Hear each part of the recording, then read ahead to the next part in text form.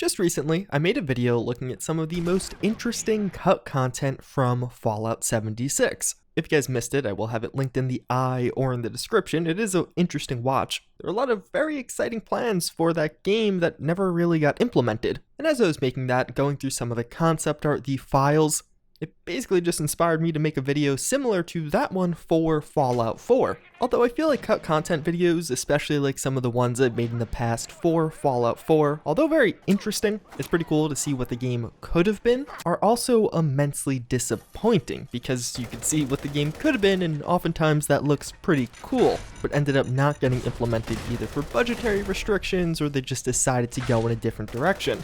Fortunately, when it comes to Fallout 4, we do have the wonderful world of mods for this game. So in this video, I'm not only going over some of those cut concepts, ideas, or features, things that were there either at the planning stage or further, but I'm actually going to be showing you some mods that recreate that in some way. Some of it is directly inspired by that cut content, introducing that feature or item, and other ones are just in the same vein, giving you a look at what that could have been like. If you guys enjoy this content, you can leave a like or subscribe. I actually have a few Fallout 4 mod videos that are going to be kind of special. I want to get a few of them out before Wastelanders in the coming weeks. But one of the first ones, to start off relatively simple, is actually damage types.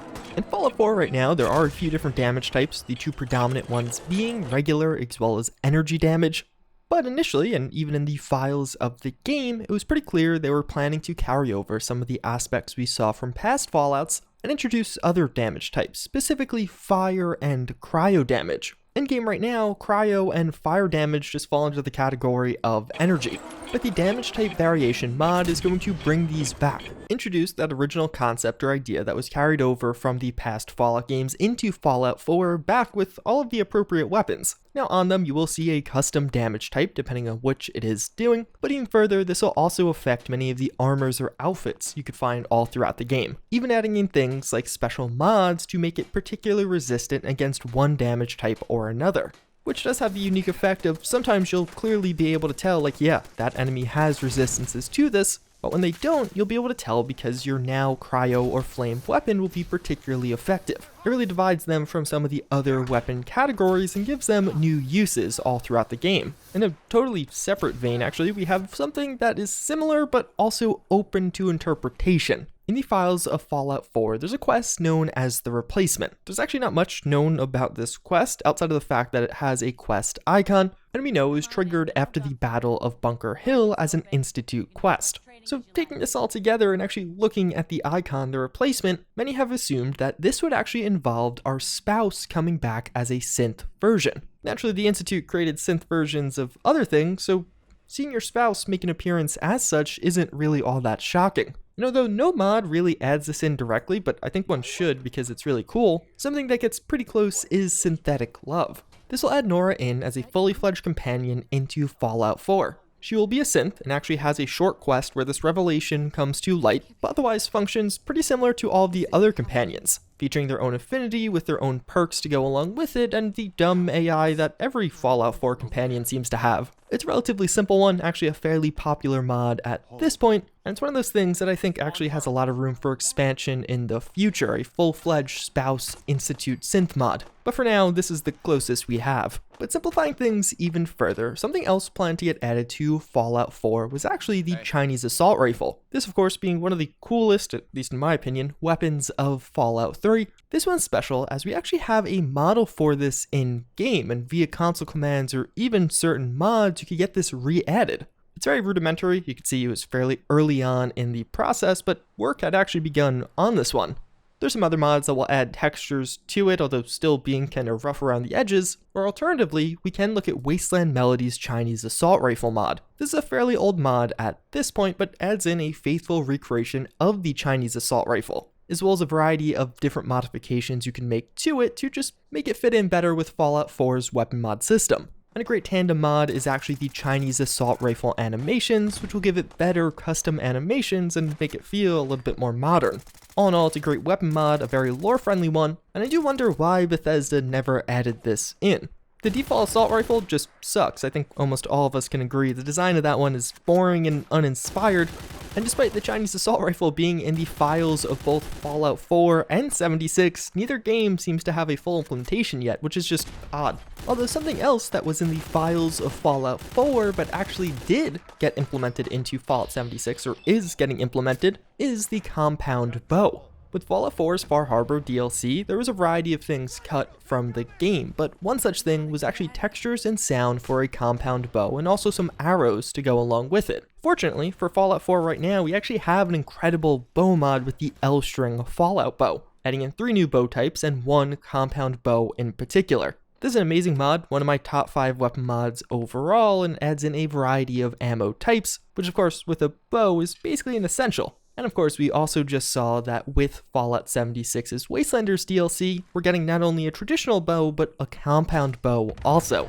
So perhaps they actually took some of these cut ideas from Fallout 4 and are now bringing them to life in the subsequent title. But at least on this one, modders definitely beat Bethesda to it. I think one of the most well-known pieces of cut content from Fallout 4 is 20 Leagues Under the Sea, the underwater vault and mysterious squid creature that was all supposed to go along with this. At one point, there were plans for a underwater vault known as Vault 120, and the 20 Leagues Under the Sea quest, which we have the icon for, was seemingly going to tie this all together and perhaps be our introduction to this vault. Unfortunately, none of this came to fruition, and in Fallout 4 right now, the underwater area is just there and big, but lacking. There's almost nothing to do outside of that one submarine quest, which although cool, it's literally just one quest for like 30% of this underwater portion of the map. Well, a couple of mods that will make this part of Fallout 4 just a bit better is one, Aquatic Bestiary. This will add in a ton of sea life to the underwater portions of Fallout 4.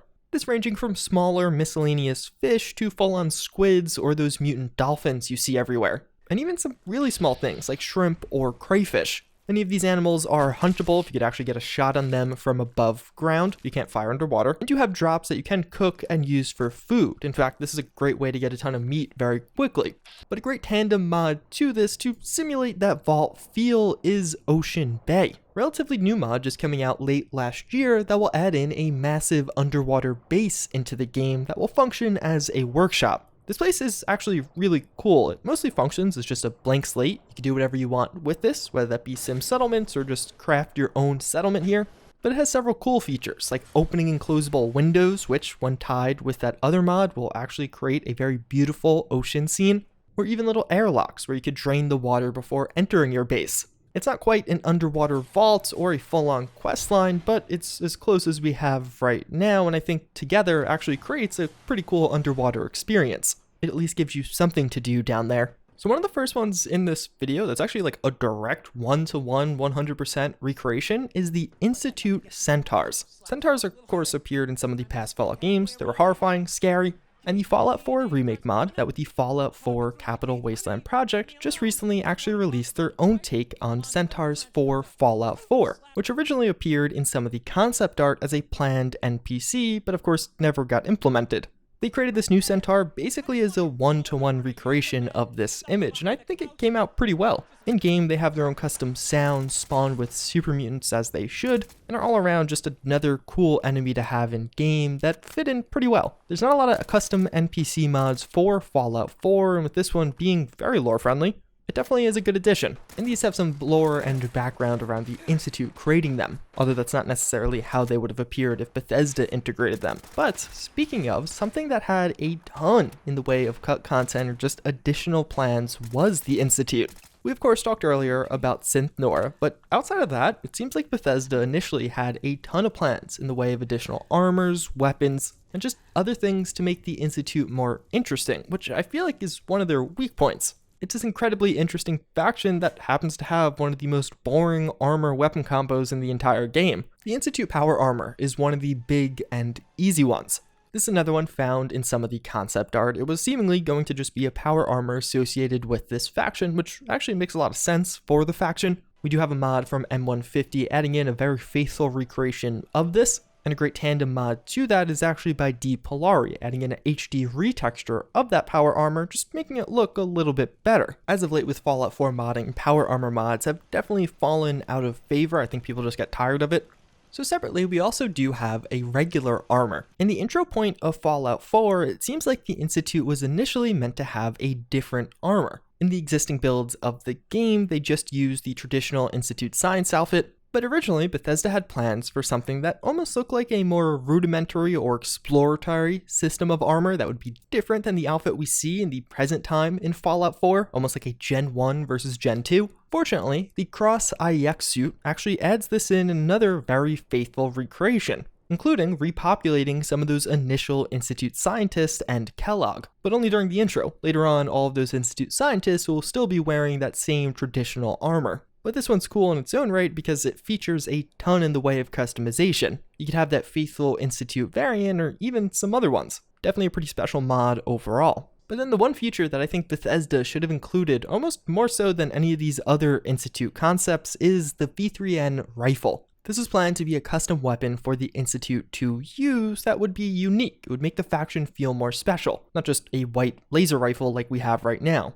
Fortunately, the Courser Crusher mod will add this in as a unique weapon to the Institute coursers. It basically acts as a syringer rifle, and you can customize which kind of poison darts are distributed by this, and also looks very true to form for the Institute. It fits in very well naturally, and this mod in general actually brings several other changes and buffs to the coursers overall, while also adding in a very natural way to get this weapon, because you'll have to interact with or deal with coursers to actually achieve that. But then last but not least, I actually wanted to save what was probably the most widely known mod for last, and that is Combat Zone Restored. Right now in Fallout 4, the combat zone's boring and simple. You just go in, kill everybody, and then get Kate. But at one point, it was actually planned to be a much more significant location. It was intended to be a location where you could watch some of the fights going on, bet on them, or even participate yourself, potentially earning caps from some of those interactions. A little bit more in depth than just clear everyone out and move on.